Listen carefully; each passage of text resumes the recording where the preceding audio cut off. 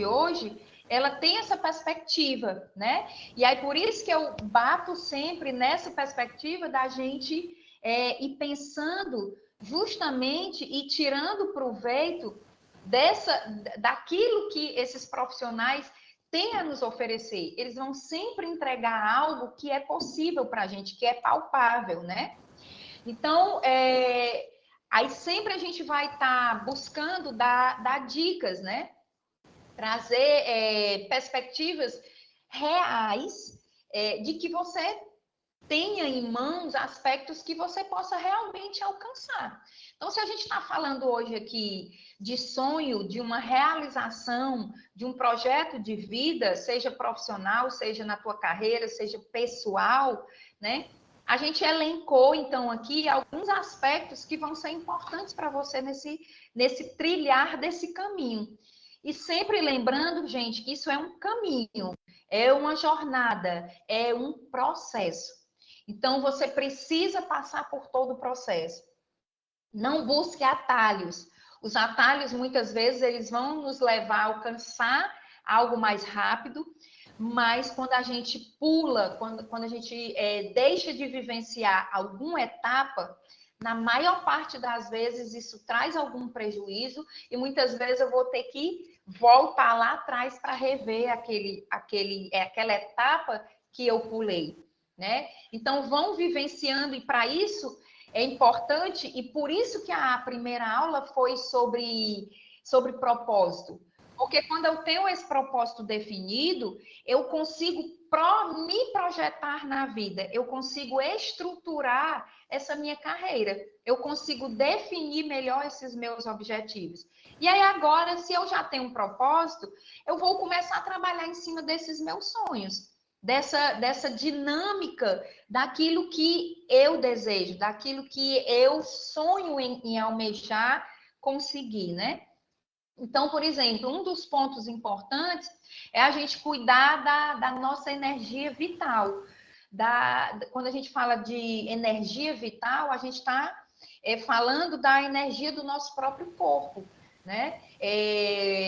Das nossas motivações, não só emocionais, mas das nossas motivações, inclusive físicas, né? Dos nossos aspectos de adoecimento e de saúde, né? Porque a energia vital, ela passa não só pela nossa energia física, mas ela passa também pela nossa energia emocional. Então, não adianta eu trabalhar só a minha energia física e eu não cuidar do meu emocional. Como também não adianta eu trabalhar só da minha vida emocional e eu não cuidar dos meus aspectos físicos, né? Então, vão trabalhando esse equilíbrio, né, na vida de vocês. Por quê? Porque isso vai me tornar mais motivado. Isso vai me dar saúde física e vai me dar saúde emocional para me atingir, né? Então, por exemplo, cada semestre, né, tracem de maneira pontual para vocês aquilo que vocês, naquele semestre, acreditam que vocês são capazes de atingir. Então, por exemplo, às vezes chega aluno e isso é muito pontual para cada pessoa, gente. Por exemplo, às vezes eu recebo um aluno aqui que está fazendo 10 disciplinas. E aí, muitas vezes, para algum deles, eu já fiz esse questionamento. Como é que vai ser esse semestre para ti? Né? Como é que você se estruturou para você fazer 10 disciplinas no semestre? Você vai dar conta disso? Você tem tempo suficiente? Você tem saúde emocional e física suficiente para dar conta de 10 disciplinas? Você se estruturou bem esse semestre para dar conta disso? E às vezes é um aluno que estuda e que trabalha. E aí, como é que vai ser a tua passagem nessas disciplinas? Às vezes são todas as disciplinas do curso, nós temos 63 disciplinas no curso. Todas elas têm o mesmo grau de importância, gente, não se enganem. Todas elas vocês vão precisar. Em algum momento da tua carreira, você vai precisar lá da bioestatística. Em algum momento da tua carreira, você vai precisar dessa disciplina de DPT. em algum momento da tua carreira, você vai precisar diariamente da próxima disciplina que vocês vão cursar, que é dos processos básicos. Você vai precisar das disciplinas específicas do curso. Então, não se enganem sobre isso. Ah, eu vou fazer aqui esse semestre 10 disciplinas, porque eu acho que essas 10 disciplinas aqui não vão ter muita... Eu não preciso de muita qualidade nelas, porque eu vou só passar por elas. Não se enganem com isso. Todas têm o mesmo grau de importância e você, enquanto psicólogo, você vai precisar dessas disciplinas. Então, não passe somente por elas, né? Se aprofundem nas disciplinas que vocês vão cursando, certo? Então, porém, eu posso estar falando aqui para uma pessoa que super dá conta, né? Dessas 10 disciplinas.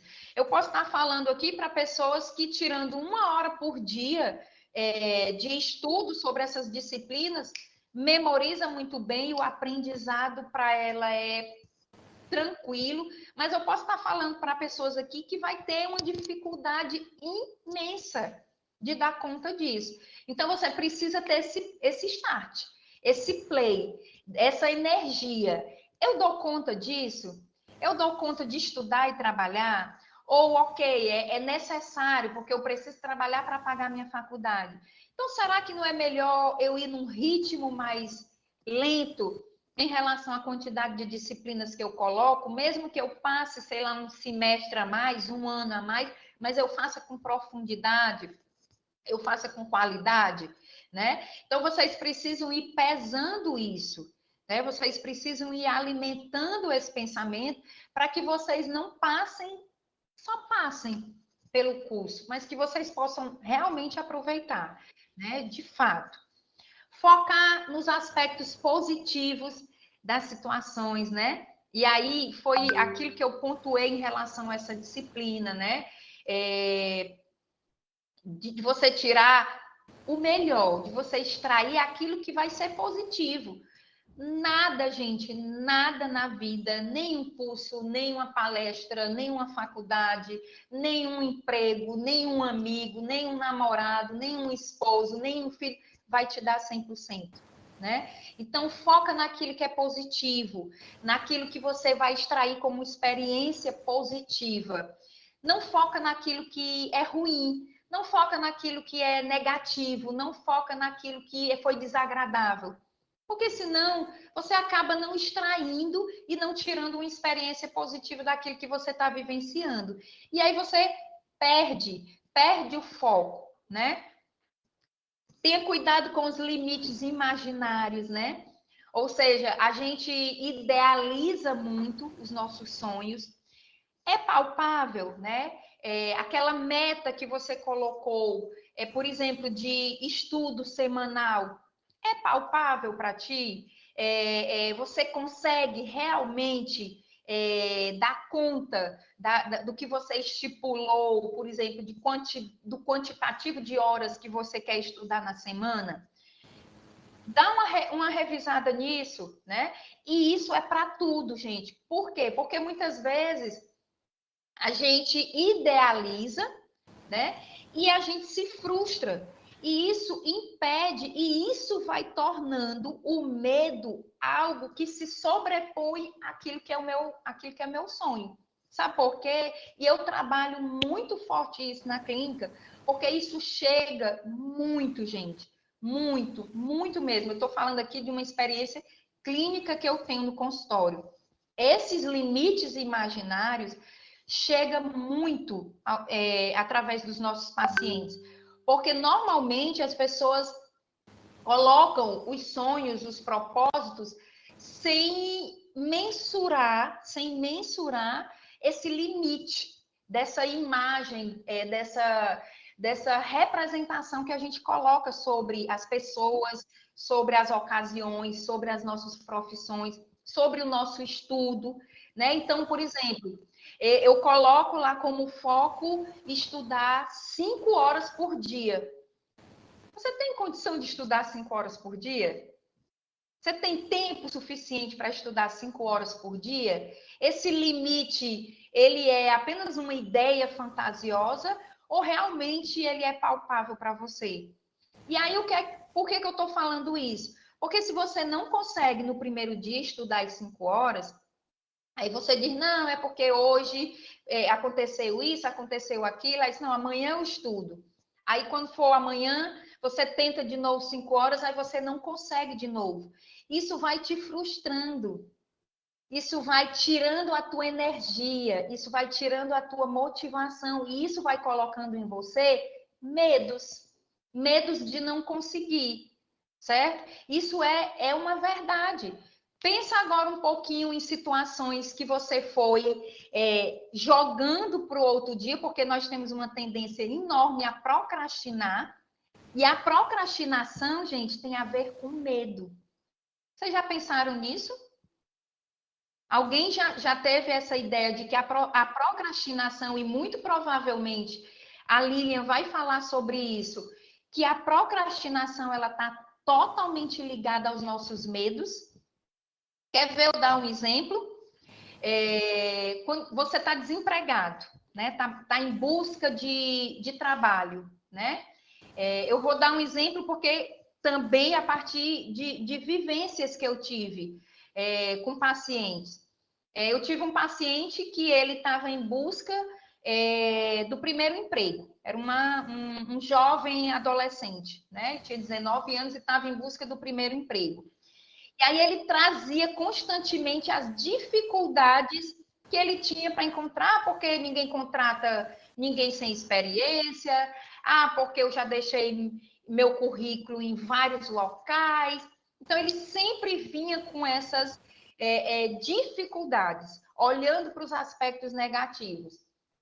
E aí eu coloquei a seguinte questão para ele. Ok, realmente são dificuldades que você está trazendo que são reais. Mas me diz uma coisa, se eu hoje te entregasse agora, nesse minuto, um emprego, um trabalho, como é que seria para ti? Né? Aí ele mudou as feições do rosto dele.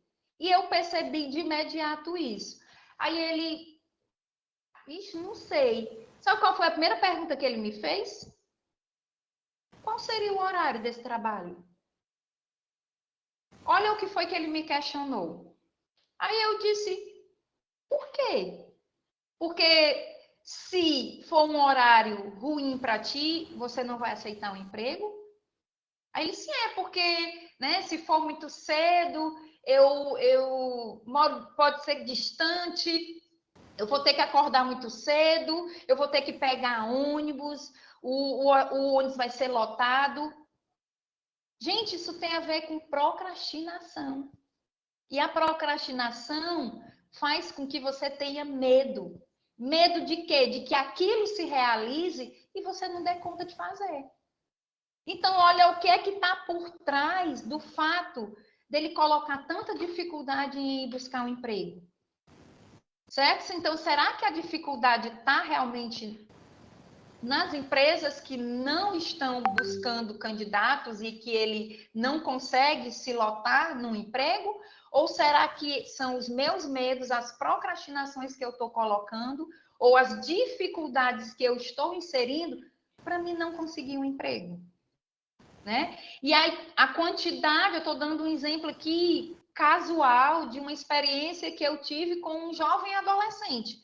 Mas a quantidade de coisas que talvez você ainda não tenha se dado conta de que você não fez, porque você está empurrando ela para amanhã, para depois de amanhã, ou para no próximo mês, porque você está com medo de fazer e de dar errado, e de você não dar conta e de não ser aquilo que você queria, ou de não ser do jeito que você queria, né? Da forma como você idealizou, entende? Então a gente precisa pensar nisso.